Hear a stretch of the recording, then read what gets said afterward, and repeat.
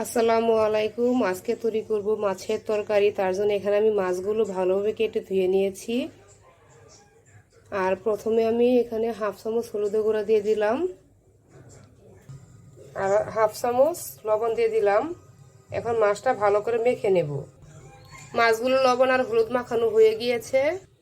আর এখানে আমার পছন্দ মতো কিছু সবজি নিয়েছি, ঢেঁড়স, আলু, ধুন্দল আর সজনা কেটে ভালোভাবে ধুয়ে নিয়েছি। এখন রান্নার জন্য চুলায় একটি কড়াই বসিয়ে দিয়েছি, পরিমাণ মতো তেল দিয়ে দিলাম। তেলটা গরম হয়ে গিয়েছে। আগে থেকে লবণ হলুদ মাখানো মাছগুলো হালকা করে আমি ভাজবো।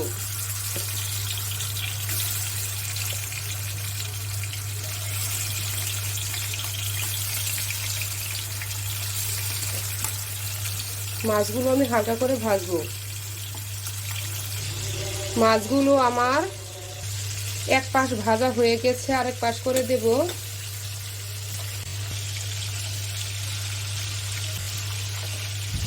এই পাশও হালকা করে আমি ভাজবো। মাছগুলো আমার ভাজা হয়ে গেছে। এখন একটি বাটিতে নামিয়ে নেব। মাছগুলো একটি বাটিতে নামিয়ে নিয়েছি। আর বাকি তেলেই আগে থেকে কেটে রাখা পেঁয়াজ কুচি দিয়ে দিলাম ভাজার জন্য। পেঁয়াজগুলো কিছুক্ষণ ভাজবো। ফোড়নে আমি জিরা আর কালো জিরা দিয়ে দিলাম। এই পেঁয়াজের সাথে একটু ভাজবো। পেঁয়াজটা ভাজা হয়ে গেছে। এখানে বেটে রাখা রসুন, পেঁয়াজ আর জিরা বেটে নিয়েছিলাম, এটা দিয়ে দিলাম। এটা তেলের সাথে কিছুক্ষণ ভালো করে ভাজবো। মশলাটা ভালো করে ভাজা হয়ে গেছে। আর বাকি মশলাগুলো দিয়ে দিলাম।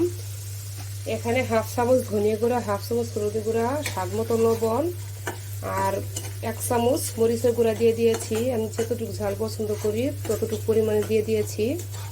আরও কিছুক্ষণ মশলাগুলো আমি কষাবো। মশলাটা যেন পুড়ে না যায় তার জন্য অল্প একটু পানি দিয়ে দিলাম।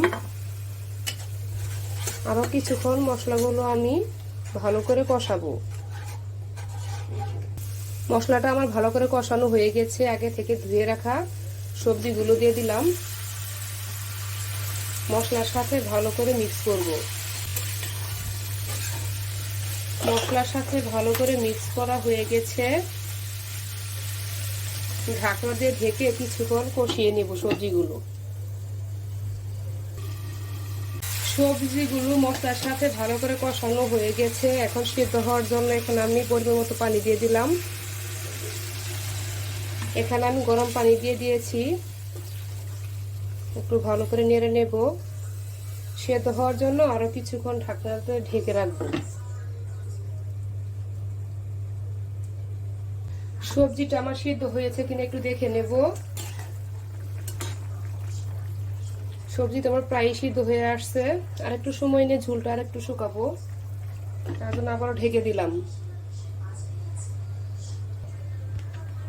সবজিগুলো আমার ভালো করে সিদ্ধ করা হয়ে গেছে। আগে থেকে ভেজে রাখা মাছগুলো দিয়ে দিব।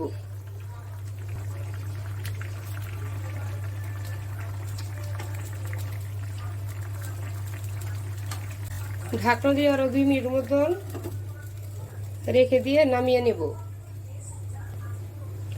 রান্নাটা আমার হয়ে গেছে। এখন আমি নামিয়ে নিব। নামানোর আগে ধনিয়া পাতা অনেকেই দিয়ে দিতে পারেন। আমার বাসায় বাচ্চারা ধনিয়া পাতা পছন্দ করে না, তার জন্য আমি এখানে দেইনি। এখন একটি বাটিতে নামিয়ে নেব। হয়ে গেল আমার খুবই মজার মাছের তরকারি। আমি যেভাবে সবসময় রান্নাটা করে থাকি সেটাই আপনাদের সাথে শেয়ার করলাম। আর রান্নাটা কেমন হয়েছে অবশ্যই জানাবেন।